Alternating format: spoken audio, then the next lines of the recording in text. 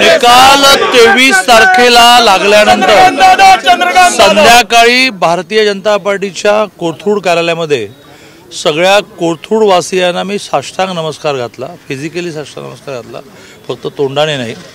याचं कारणच असं की प्रचंड प्रेम कोथरूडच्या जनतेने केलं आणि 1,59,000 मतं मला मिळाली। 1,12,000चं मताधिक्य राहिलं। हे राज्यातलं 4 नंबरचं मताधिक्य आहे आणि त्यामुळे मी शतशः ऋणी आहे, आभारी आहे। साधारणतः निवडणूक झाली की 4 वर्ष गायब होणं असे कल्चर महाराष्ट्रात काही ठिकाणी डेव्हलप झालं। मी व्हेरी सेम मुवमेंट 4 कॉलन्यांमध्ये जाऊन आलो। एव्हाना जवळजवळ 13 कॉलन्या आणि 6 वस्त्यांमध्ये गेलो। सर्व ठिकाणी 400-400 500-500 संख्येने लोक उतरत आहेत अभिनंदन करायला आणि मी सगळ्यांचे आभार मानतोय। मध्ये मोठा कालावधी नागपूरचा गेला, आता मी पुन्हा 1 तारखेपासून का तर हा सगळा थोडासा 25 December Christmas, 31 December year end, 1 जानेवारी न्यू इयर, हा खूप सगळ्यांचा एक सेलिब्रिटी मूड असतो। त्यामुळे 1 तारखेनंतर पुन्हा सगळ्यांना कॉलनीमध्ये वस्त्यामध्ये जाऊन भेटणार आणि सगळे प्रकल्प जे आहेत ते डबल करणार। आत्ताच मला उशीर झाल्याचं कारण एक खूपच महत्त्वाचा प्रकल्प आपण सुरू करतोय 15 जानेवारीपासून, बेड रिडन पेशंटची सेवा। अंथरुणाला खिळून असलेल्या त्यांचं सगळं अंथरुण करावं लागतं अशांचं एक मोठं सेंटर कोल्हापूरला आपण चालवलं। माझ्या डोक्यात सारखं सुरू होतं की ते इथे पण सुरू करू, कारण जवळजवळ सगळेच प्रोजेक्ट कोल्हापूरचे आणि काही नवीनसुद्धा केले, हा राहिला होता। संजीवन हॉस्पिटलचा अख्खा वरचा मजला हा कोविडमध्ये मी कोविडसाठी डेव्हलप केला होता, तो संजीवनने मला पुन्हा ऑफर केला आणि 50 बेडेड, त्याचं शुल्कही त्या पेशंटच्या मनावर आहे। हा काही प्रॉफिट मेकिंग व्यवसाय नाही, हा सामाजिक प्रकल्प आहे। तर असा एक नवीन प्रकल्प सुरू करतो आहे। त्यामुळे एकही माझी गोष्ट मी बंद करणार नाही, नवीन सुरू करणार। मी कोथरूडकरांना वादा करतो की तुम्हाला मला मतदान केल्याचा पश्चाताप होणार। दादा, पालकमंत्री खरं तर मंत्री झाल्यानंतर पालकमंत्री पुण्याचं कोण हा एक प्रश्न आहे, तुमचं नाव परत एकदा चर्चेत आलंय।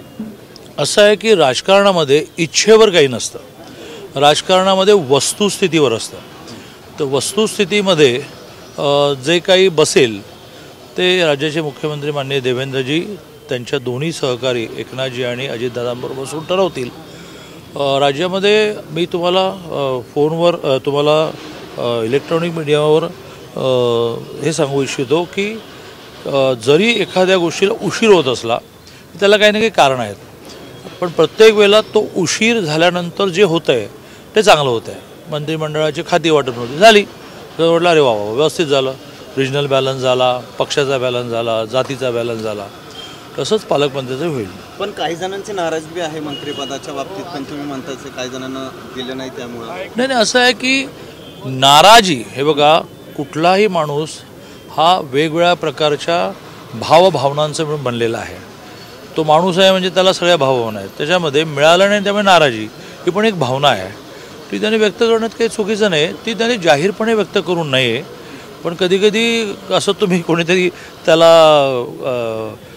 फार तयारी नसताना विचारलं तर तो पटकन बोलून जातो की हो मला मिळाला होतं वगैरे, पण त्याच्यातून काही बिघडणार नाही। हे सगळेजणं संघटनेचे पक्षाचे इतके पाईक आहेत की ते देवेंद्रजींना ॲट दी मोस्ट त्यातल्या त्यात चांगलं जे करता आलं ते त्यांनी केलं, याबद्दल सगळ्यांच्या मनामध्ये विश्वास आहे। पुण्याचं पालकमंत्री व्हायला आवडेल? बाईट चालू आहे। मी नेहमी संघटना सांगेल ते करतो। पुण्यात यावं हे माझ्या डोक्यात नव्हतं, त्यावेळेचे राष्ट्रीय अध्यक्ष अमितभाईने आग्रह धरला, वेगवेगळ्या कारणाने धरला आणि ती कारणं व्यवहारात पण आली। तसं मी इथला पालकमंत्री व्हावं का अन्य कुठल्या जिल्ह्यातलं व्हावं हे मागच्या वेळेलाही माझ्या नेतृत्वाने ठरवलं, मी ते स्वीकारलं। अमरावती आणि सोलापूर ही तशी 2 लांबचे जिल्हे होते, पण मी न्याय दिला। तुम्ही अमरावती आणि सोलापूरच्या जिल्ह्यातल्या लोकांना विचार, दर आठवड्याला मी एखादा आठवडा चुकला असेल।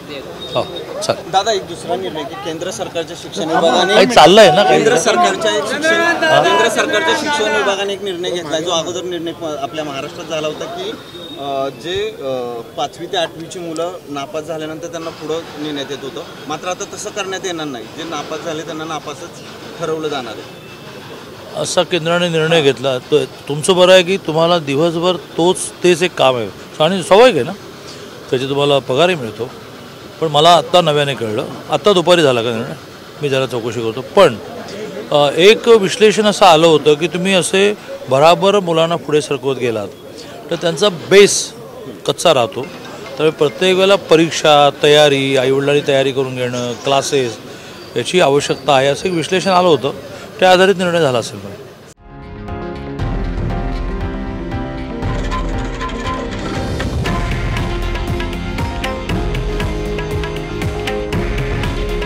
हे आहे देशातील नंबर 1 न्यूज नेटवर्क आणि आपण पाहत आहात TV9 मराठी. काळजी तुमची, हित महाराष्ट्राचं.